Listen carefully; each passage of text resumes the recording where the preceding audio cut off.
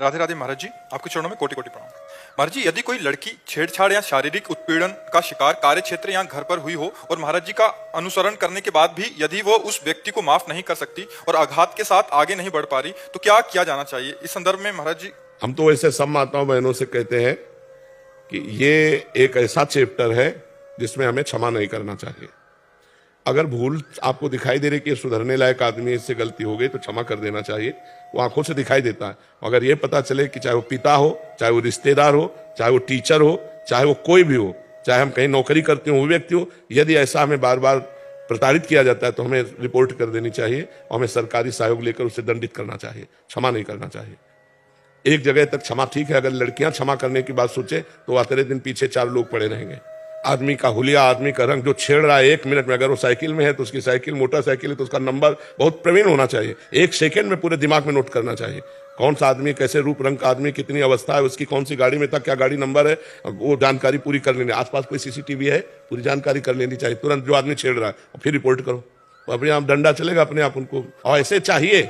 लेकिन इतने लोग हैं आजकल कि किसी बहन बेटी को कोई छेड़ रहा है, वो मोबाइल से भले पिक्चर बना लेंगे और चले जाएंगे। हमारी बहन हो या किसी की बहन हो, अगर कोई बहन बेटी को छेड़ रहा है, हमारे प्राण चाहे चले जाएं, उस समय कूद पड़ना चाहिए। पर अब कूदे तो क्या कूदे, वो उसको विरोध करने की तो बात जाने दो, मनोरंजन बनाएगा।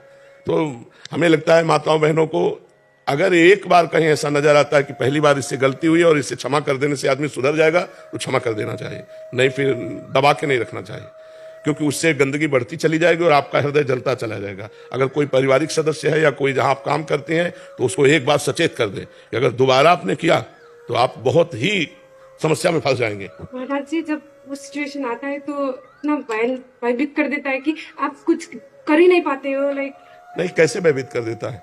तुम इतना भयभीत कर सकते हो कि उसको भोजन अच्छा नहीं लगेगा।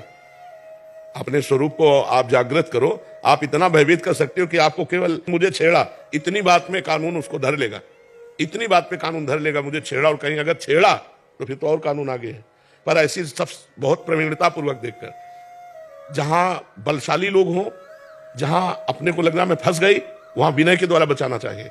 किसी भी तरह अपने को बचा लेना चाहिए, वहां एक्शन नहीं लेना चाहिए। एक्शन तब लेना चाहिए जब अपने को बलवान देखे। अगर ऐसी जगह फंस चुकी है कि अब एक्शन लेने से काम नहीं चलेगा, तो विनय से काम ले ले, किसी चतुराई से काम ले ले कि हम किसी तरह हाथ जोड़कर, पैर जोड़कर अपने को बचा पाए, फिर इसके बाद एक्शन ले लेंगे। क्योंकि 4 है, अगर हम एक्शन की बात कहते हैं तो शायद है कि उनकी बुद्धि में ऐसा कुछ आ जाए कि हम एक्शन लायक ही न रहे।